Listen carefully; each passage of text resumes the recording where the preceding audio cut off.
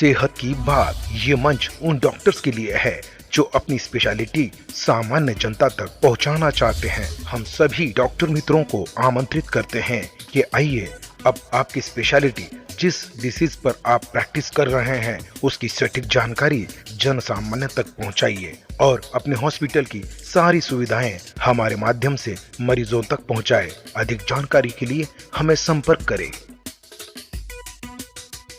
Hello viewers, मैं हूं doctor Mohammad Abdul Naeem.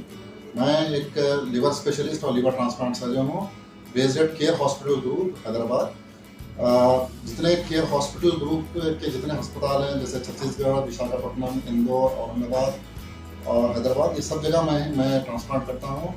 मैंने MBBS हैदराबाद उस्मानिया से किया है, MS BH चंडीगढ़ और MCH दिल्ली से किया है। उसके बाद मेरा 14 साल का लिवर ट्रांसप्लांट में एक्सपीरियंस है और मैंने 2000 से ज़्यादा ट्रांसप्लांट किए हैं, अडल्ट्स और पीडियाट्रिक मिला के।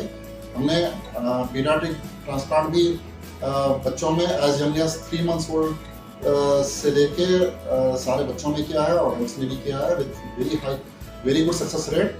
एंड अभी हमने केयर सिग्मा टाइप से जो है औरंगाबाद में भी रेगुलर यहाँ पे क्लिनिक्स करेंगे और यहाँ पे भी ट्रांसप्लांट करेंगे। सर, हाल ही में बच्चों के लीवर के प्रॉब्लम्स बढ़ते जा रहे हैं, इसके लिए कुछ स्पेशली लीवर ट्रांसप्लांट के लिए प्रोविजन है? जी देखिए, नॉर्मली लोग समझते हैं कि लीवर की बीमारी सिर्फ बड़ों में होती है, क्योंकि अडल्ट्स ही अल्कोहल लेते हैं या अडल्ट्स में फैटी लीवर होता है या हेपेटाइटिस का इन्फेक्शन कम होता है। ऐसे नहीं है, बच्चों को भी लीवर की बीमारी होती है, और लेकिन इनके जो कारण होते हैं वो अडल्ट्स के बनिस्बत अलग होते हैं, डिफरेंट होते हैं। जैसा कि सबसे इम्पोर्टेंट कारण जो कॉमनेस्ट कॉज है लिवर डिसीज का बच्चों में, न्यूबॉर्न्स में, वो है बिलियरी एट्रीशिया। तो इस बीमारी में ये होता है कि जो बाइल डक्ट्स होते हैं वो नॉर्मली जो बाइल लीवर में बनता है वो इंटेस्टाइन्स तक बाइल डक्ट के जरिए से जाता है। तो इन बच्चों में बाइल डक्ट पैदाइश से बने नहीं होते हैं, ये स्कार्ड होते हैं, एट्रिटिक होते हैं।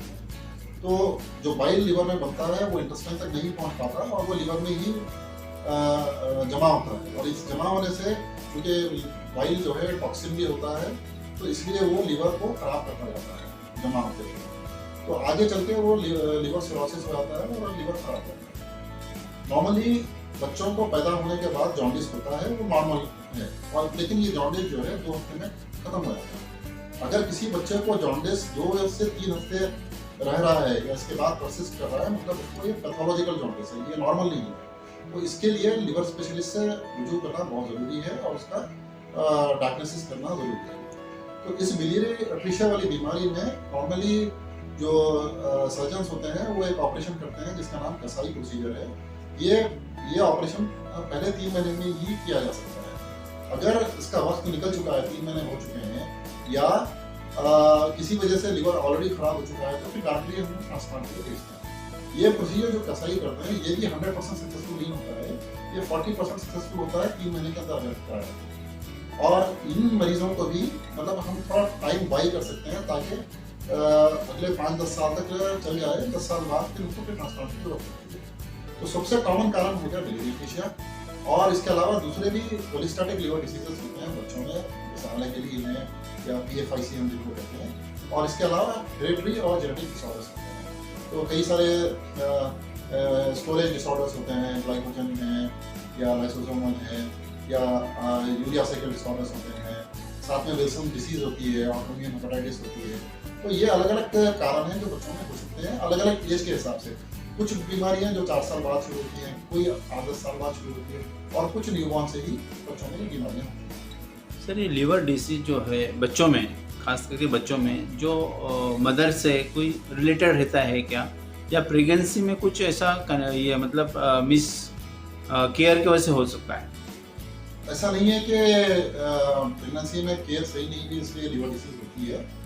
कुछ डिसीजेस हैं, जैसा कि अगर मदर में हेपेटाइटिस B या हेपेटाइटिस C हो मदर को, तो वो ड्यूरिंग प्रेगनेंसी स्पेशली डिलीवरी के टाइम पे वो बच्चे को ट्रांसमिट हो सकती है।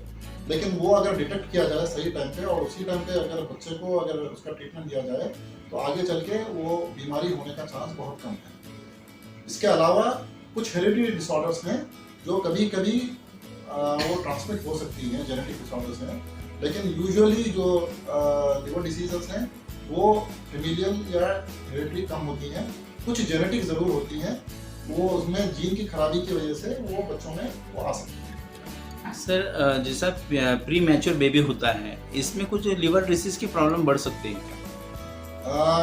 प्री मैच्योर बेबीज में लिवर का फंक्शन कम होता है, लेकिन जैसे जैसे बच्चे मैच्योर होते जाते हैं वो लिवर का फंक्शन ठीक हो जाता है, लेकिन as such maturity prematurity की वजह से लिवर डिसीज का होना नहीं होता। और जैसा डिलीवरी में कोई बच्चे प्री मैच्योर के साथ में कुछ डिसऑर्डर दिमाग में वो रहता है जो ऑक्सीजन कम मिलने की वजह से ऐसे पेशेंट को लिवर के प्रॉब्लम आ सकते हैं? देखिए जो कई सारी जो जेनेटिक डिसीजेस हैं उनमें लिवर के साथ साथ कई सारे अदर ऑर्गन भी अफेक्टेड होते हैं। कभी कभी स्पाइन की प्रॉब्लम होती है, कभी ब्रेन की प्रॉब्लम होती है।